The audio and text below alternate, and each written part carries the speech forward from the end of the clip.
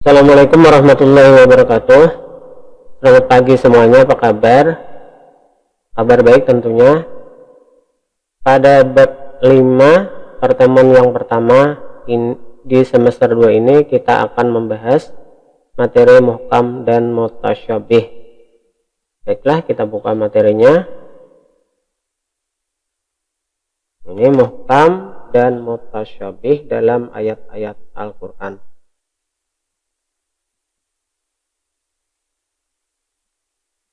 Kita mulai dari peta konsep dulu.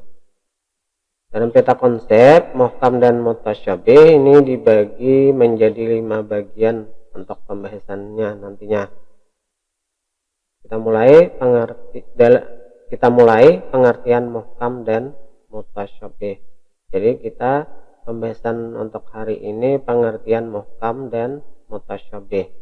Kemudian dilanjutkan nantinya sebab-sebab tasyabuh, kemudian macam-macam muhkam dan mutasyabih, terus pandangan ulama tentang muhkam dan mutasyabih, yang terakhir hikmah muhkam dan mutasyabih. Kita ke bagian A, mari merenung. Kita baca dulu. Kecerdasan intelektual antara manusia tentunya berbeda-beda. Demikian juga kebugaran dan kekuatan fisiknya. Ada beberapa jenis aktivitas yang bisa dilakukan oleh hampir setiap manusia, seperti berjalan, berlari, dan melompat. Akan tetapi, ada juga aktivitas yang hanya bisa dilakukan oleh orang-orang tertentu, seperti angkat beban besi, pencak silat, atau bahkan gulat. Aktivitas fisik tersebut hanya bisa dilakukan oleh seorang atlet yang menekuni dalam bidang tersebut, karena atas berkat yang dikaruniakan kepadanya dan ketekunan dalam berlatih. Demikian halnya kemampuan berpikir manusia. Dalam konteks ulumul Quran terdapat ayat atau kalimat yang mungkin bisa dipahami oleh semua manusia. Tetapi ada juga ayat atau kalimat yang hanya bisa dipahami maksud dan maknanya oleh ulama. Bahkan ada yang maknanya hanya diketahui oleh Allah Subhanahu wa Ta'ala. Oleh karena itu muncullah istilah al-muhkam dan al-mutasyabih, yang merupakan salah satu kajian penting dalam Al-Quran. Jadi muhkam al-mutasyabih itu merupakan kajian penting dalam ulumul Quran. Kemudian kita lanjut bagian B, mari mengamati. Perhatikan ayat-ayat berikut dan kaitkan dengan tema kita. Di sini ada dalam Quran surah Az-Zumar yang berbunyi Bismillahirrahmanirrahim. Lahum min fawqihim zulalun minan nari wa min tahtihim zulalun.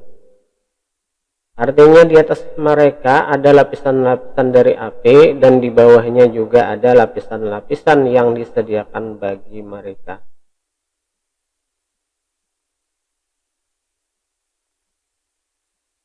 Kemudian kita lanjut surah Al-Maidah 5.239 yang berbunyi Bismillahirrahmanirrahim. Wastariqu wastariqatu faqta'u aydiyahuma jazaa'un bima kasaba nakalan minallah. Artinya, adapun orang laki-laki maupun perempuan yang mencuri, potonglah tangan keduanya sebagai balasan atas perbuatan yang mereka lakukan dan sebagai siksaan dari Allah. Ayat pertama di atas berisi tentang gambaran api neraka dan yang diperuntukkan bagi orang-orang yang menyekutukan Allah. Gambaran tentang api neraka tersebut bisa meninggalkan tanda tanya dalam benak kita. Apakah yang dimaksud naungan api itu seperti gelembung-gelembung panas atau ia serupa api yang ada di dunia? Hanya saja derajat kepanasannya yang sangat tinggi. Sedangkan ayat yang kedua mengisyaratkan kepada kita tentang sanksi bagi orang yang melakukan tindakan pencurian, yaitu merupakan hukuman potong tangan. Berbeda dengan ayat yang pertama, ayat ini tentunya lebih jelas dan mudah dipahami. Kemudian yang mari memahami. 1. Pengertian muhkam dan mutasyabih. Muhkam secara lugawi atau bahasa berasal dari kata hakama. Kata hukum berarti memutuskan dua hal atau lebih perkara. Maka hakim adalah orang yang mencegah yang zalim dan memisahkan dua pihak yang sedang bertikai. Sedangkan muhkam adalah sesuatu yang dikokohkan, jelas, pasti, dan membedakan antara hak dan batil. Seluruh ayat Al-Quran bersifat muhkam. Allah melukiskan sebagai kitabun uhkimat ayatuhu. Artinya, kitab yang ayat-ayatnya diperjelas, terbebaskan dari kesalahan dan serta tersusun rapi tanpa cacat. Quran Surah Hud 11.21. Allah juga memperkenalkan Al-Quran sebagai kitaban mutasyabihan. Artinya kitab yang mutasyabih. Quran Surah Az-Zumar 39.2-23. Kata mutasyabih terambil dari kata asyabbah yang bermakna serupa tapi tak sama. Yang dimaksud oleh ayat Az-Zumar di atas adalah ayat-ayat Al-Quran serupa dalam keindahan dan ketepatan susunan redaktinya serta kebenaran informasinya. Di tempat lain Allah berfirman, "Wallazi anzala 'alaikal kitaba minhu ayatun muhkamatun hunna ummul kitabi wa akharu mutasyabihat." Dialah yang menurunkan kepadamu wahai Nabi Muhammad Alkitab.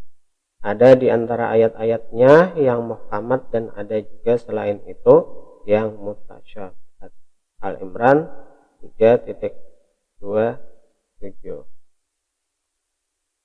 Yang dimaksud dengan mutasyabih pada ayat Al-Imran ini adalah samar. Jadi mutasyabih di surah Al-Imran ini adalah samar. Ini adalah pengembangan dari makna keserupaan di atas. Memang keserupaan dua hal atau lebih dapat menimbulkan kesamaran dalam membedakannya masing-masing. Para ulama berbeda pendapat mendefinisikan muhkam, antara lain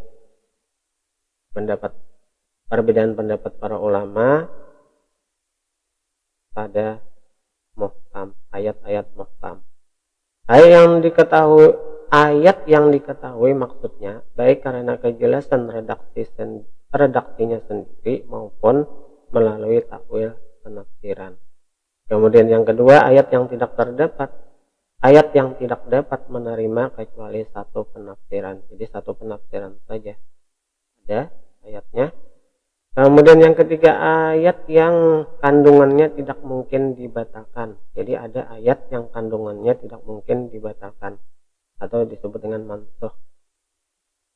Kemudian yang keempat, ayat yang jelas maknanya dan tidak membutuhkan penjelasan dari luar dirinya. Jadi sudah jelas ayat itu. Atau yang tidak disentuh oleh sedikit pun kemuskilan. Kemudian mutasyabih juga diperselisihkan definisinya, antara lain. Satu, ayat-ayat yang hanya Allah yang tahu kapan terjadi apa yang diinformasikan, seperti kapan tibanya hari kiamat. Nah, hari kiamat ini Allah saja yang tahu. Atau hadirnya dabbah ini binatang yang melata atau merayap. Quran surah An-Naml 27-2 nomor 82. Ayat yang tidak dapat dipahami kecuali mengkaitkan dengan penjelasan.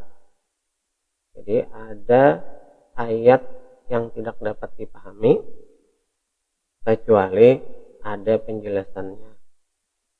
Kemudian yang ketiga, ayat yang memang mengandung banyak kemungkinan makna. Ada juga ayat yang banyak maknanya. Kemudian yang keempat, ayat mansukh yang tidak diamalkan karena batal hukumnya. Kemudian apa yang diperintahkan untuk diimani lalu menyerahkan maknanya kepada Allah. Jadi hanya Allah maknanya yang tahu. Qasasul Quran, yaitu kisah-kisah dalam Al-Quran. Kemudian Fawatihus Suwar, yaitu huruf-huruf alfabet yang terdapat pada awal-awal surah, seperti alif lam mim ataupun alif lam ra dan lainnya. Definisi-definisi di atas mengandung kelemahan-kelemahan sehingga pada akhirnya kita dapat menyimpulkan bahwa muhkam adalah yang jelas maknanya, sedangkan yang mutasyabih adalah yang samar. Jadi muhkam jelas maknanya, mutasyabih yang samar maknanya. Mungkin itu saja yang dapat disampaikan pada hari ini. Semoga dapat dipahami, dan apabila ada yang belum paham, mari kita sama-sama kita cari pada penjelasan yang lain. Saya akhiri. Assalamualaikum warahmatullahi wabarakatuh.